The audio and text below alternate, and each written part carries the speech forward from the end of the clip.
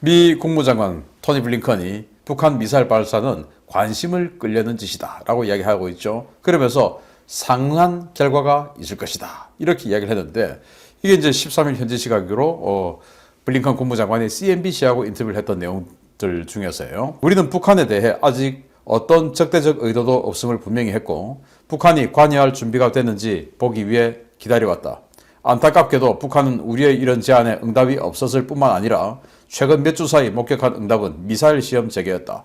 그래서 이 바이든 정부 출범 이후 1년이 됐는데 1년 동안 계속 대화하자라고 제의를 했는데 북한은 어떠한 답도 없었다. 그러면서 지금 보여주고 있는 답은 미사일 시험이었다. 그러니까 대화할 마음 없다 라는 거 아니겠습니까? 그러면서 북한이 관심을 끌기 위해 노력하는 것으로 생각한다. 그들은 과거에도 그랬고 아마 앞으로 계속 그렇게 할 것이다. 그러니까 지금 북한이 관심을 끌려면 미사일 발사해서 그 관심을 그들에게 집중시키고 계속 이렇게 피곤하게 할 거야. 피곤하게 굴 거야. 나쁜 짓 할 거야.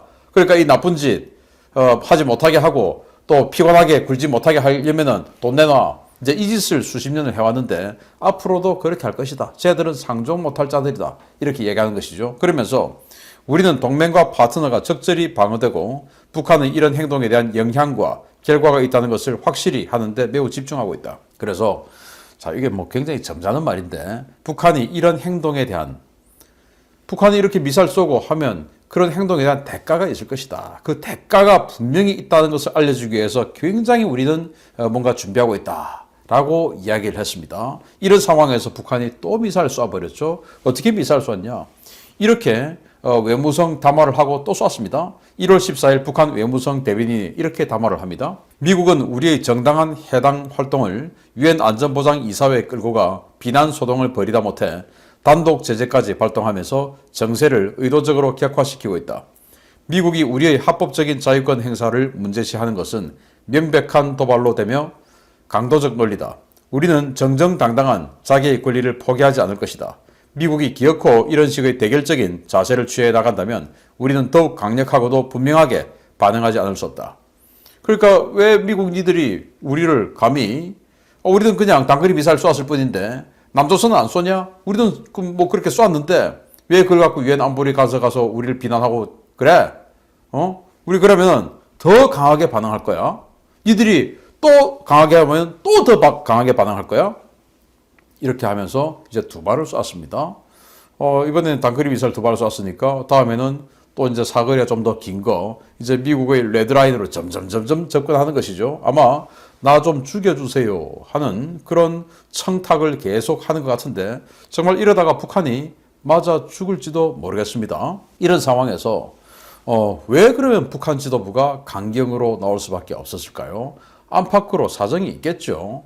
제가 뭐 거듭 말씀을 드리지만 북한은 지금 아주 극심한 권력 투쟁 상황에 있다라고 생각이 되고, 이렇게 미사일 쏘고 하는 거 이런 것들을 노동신문 또 조선중앙TV 이런 것들을 통해서 방영을 북한 내부에서 하고 하는 것들이 저는 두 가지 측면에서 봅니다. 첫째, 이 미사일, 이 전략군 영역은 분명히 군의 영역이에요. 그런데 그 군의 영역을 이렇게 당내 인사들로만 해서, 즉 전략군이라고 하는 이 군권을 뺏어왔다라고 하는 것을 강조하려는 이 당심이 작용했을 수 있고, 그러면서 지금 뭐 북한은 정말 피폐하죠.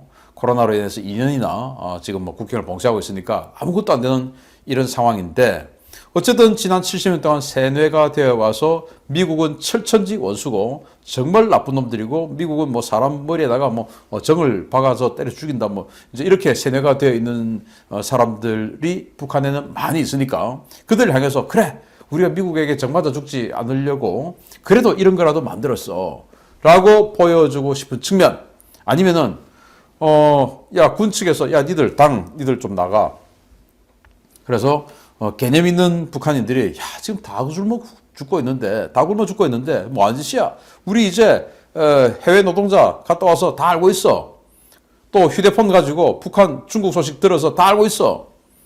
이걸로 인해서 우리가 그 국제 제재 받고 미국 제재 받고 하고 있다는 걸 알고 있어. 그리고 저 미사일 한 발이 얼마라는 거, 저 미사일 한 발과 옥수수 몇십만 톤을 바꿀 수 있다는 거 우리 알고 있어. 그것만 있으면 우리가 안 굶어 죽을 수가 있는데 뭐 하는 짓이야 라는 분노를 유발하는 이런 여러 가지 측면이 있죠. 그래서 양면성적인 측면이 있는데 아직 그 결과는 모릅니다. 그런 참에 어쨌든 미중 패권 경쟁을 하는 이 상황에서 중국 입장에서는 북한이라고 하는 순망치한 방파제가 반드시 필요하죠. 왜? 미국의 지상군과 압록강을 국경에 딱 마주하고 직접적으로 대처하는 것은 정말 최악의 상황이죠. 그래서 중국 입장에서는 북한이 반드시 필요합니다. 그래서 군부 강경파가 우리 이참에 한번 들러붙어 볼까 중국에 하는 그런 여러 가지 안팎의 사정이 있는 겁니다. 자, 이런 상황에서 대미 선봉장을 자처하는 북한이 정말 사상 초유의 전략군 특구를 지정했는데요. 이 전략군 특구는 또 뭐냐? 정말 뭐 희한한 걸 지정을 했는데 이 뭐냐? 데일리 NK가 보도를 했는데요. 북한이 극초음속 미사일을 시험 발사한 자강도 지역 일대를 전략군 특구 지역으로 지정하는 전술적인 판단을 단행했다. 북한은 1월 5일 전략군의 이 같은 내용을 담은 무력 최고사령관 명령을 하달했다. 구체적으로 먼저 자강도 성간, 전천, 용림군을 전부 갱도화하라는 지시가 떨어졌다.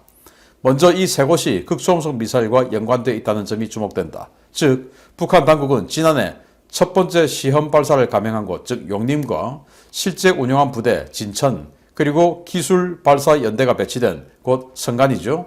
이 세 곳을 특구 지역으로 지정했다.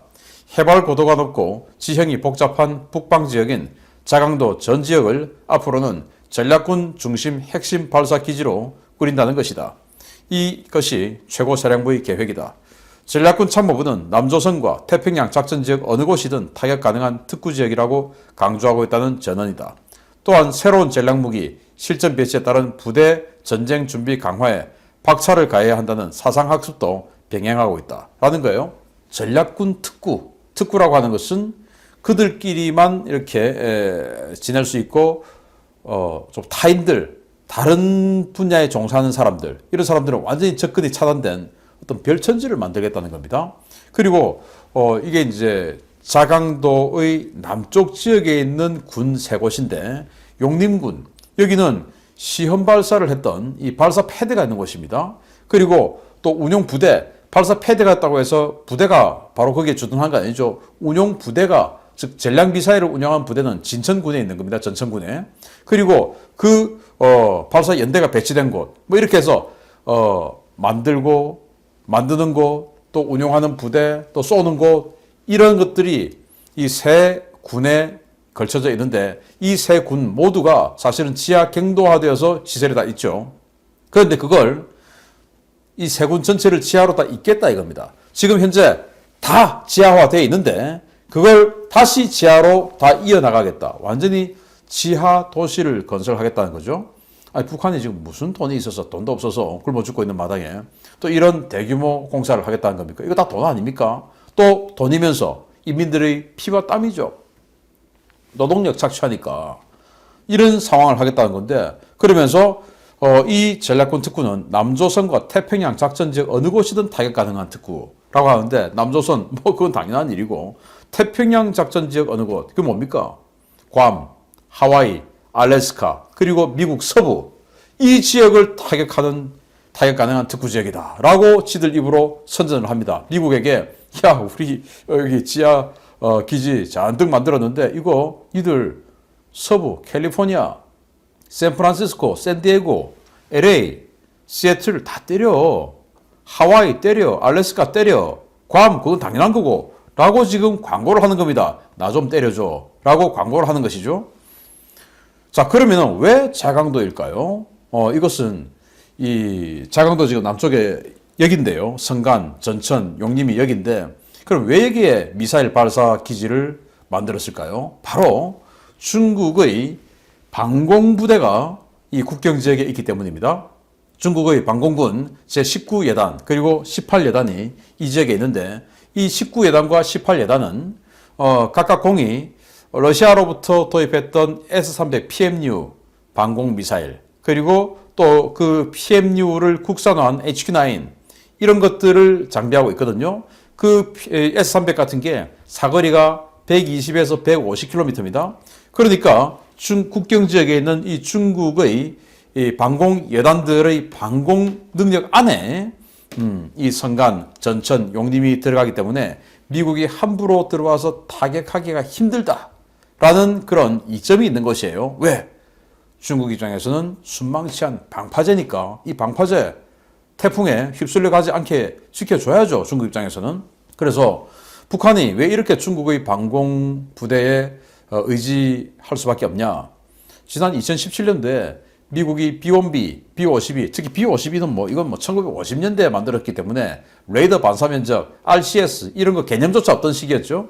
그래서 정말 어마어마하게 큰 이런 레이더 반사 면적을 가지고 있는 이 B-1B와 B-52가 포함된 대규모 스트라이크 패키지를 2017년도에 시범적으로 한번 북한 지역에 쑥 들이밀어서 여기까지 진출시켰어요. 근데 문제는 북한이 이걸 몰랐다는 겁니다. 그래서 미국이 황당해가지고 야 어제 우리 그렇게 갔어. 니들 어제 맞아 죽을 뻔했다니까?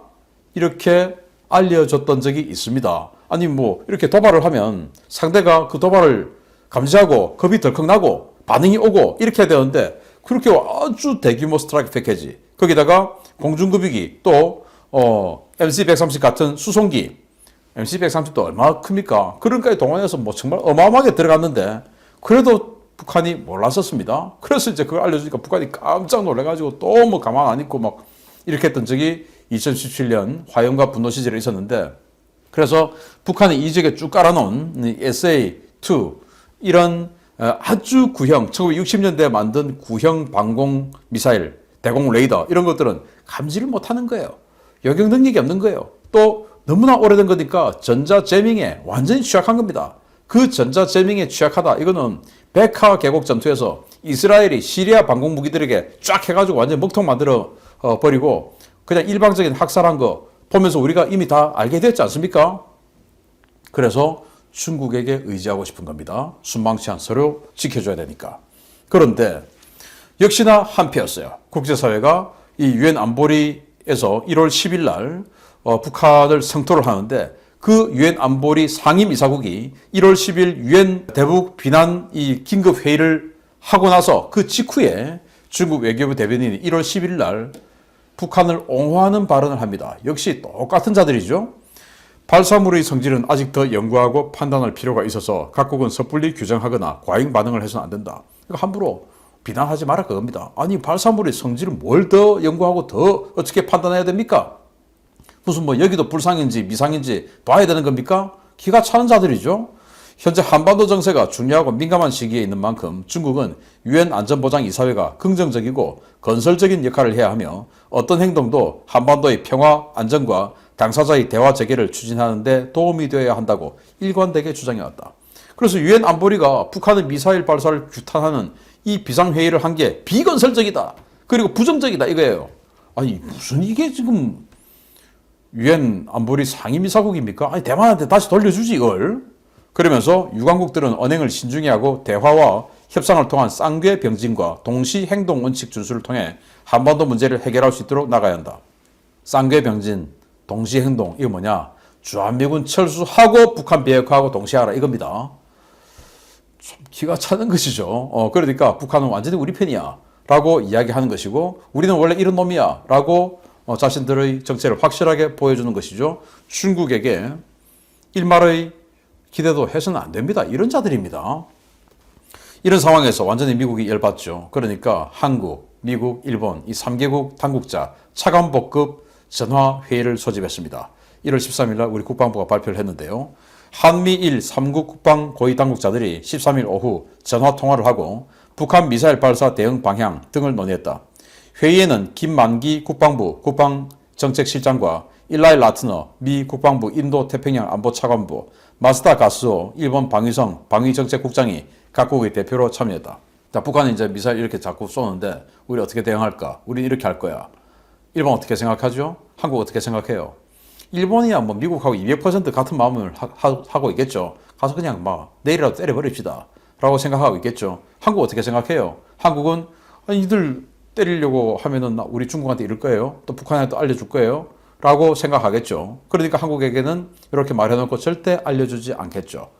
저라도 안 알려주겠습니다. 아니 알려주면 그 다음날이 뭡니까? 그 즉시 30초 후에 김정은이 귀로 들어갈 것 같은데 또 중국 귀로 들어갈 것 같은데 뭐하러 여기다 알려주겠습니까?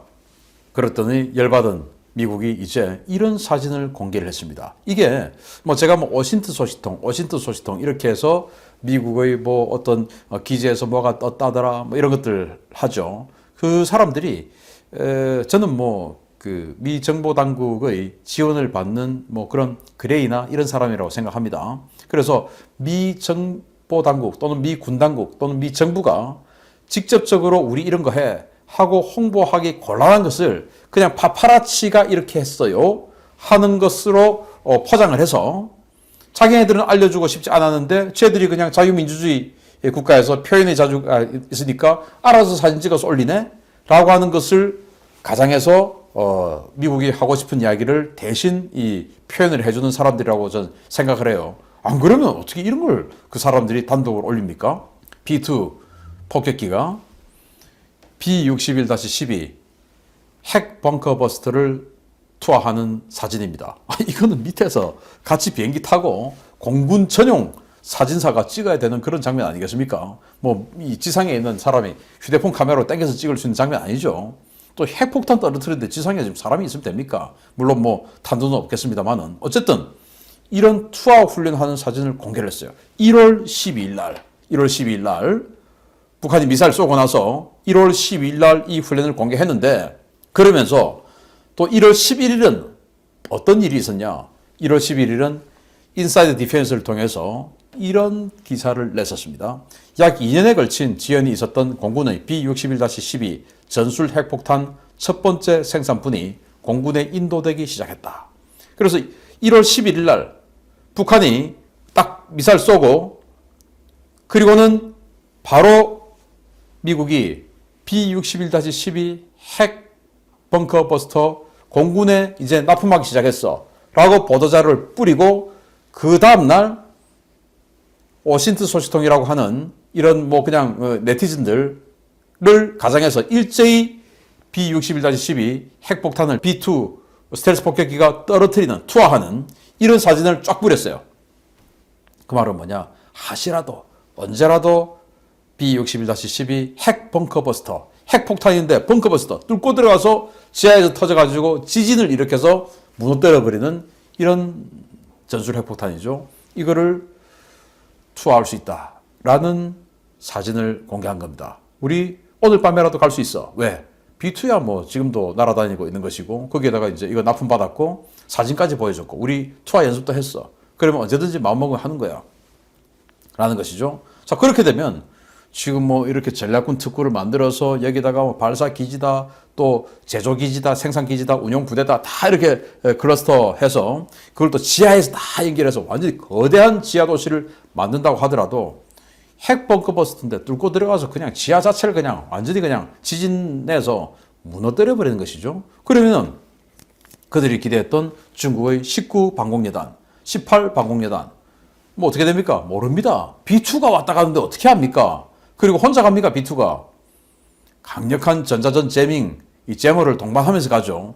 안 그래도 B2 혼자만 와도 안 보이는데 제머까지 동반해서 쫙 와서 완전히 그냥 통신 먹터 만들어버리고 쑥 들어와서 쾅쾅 떨어뜨려 버린다 이겁니다. 하물며 얘들도 못 보는데 이 주에 쫙 깔린 북한의 초구형 1950년대와 60년대에 만든 이런 방공 무기들이 볼 수는 있겠습니까?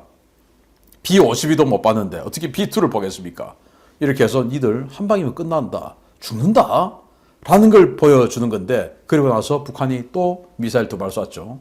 아마 미국이 엄청난 결심을 강요받을 겁니다.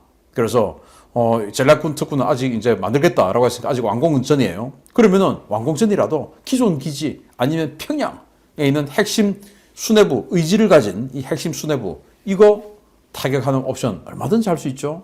B-61-12 핵 벙커버스트를 꽂을 수도 있고 아니면은 제즘 순항미사일 970km 날아가는 B2도 스텔스인데 미사일까지 스텔스 이걸 누가 보겠습니까? 그냥 다 뚫고 맞는 것이죠.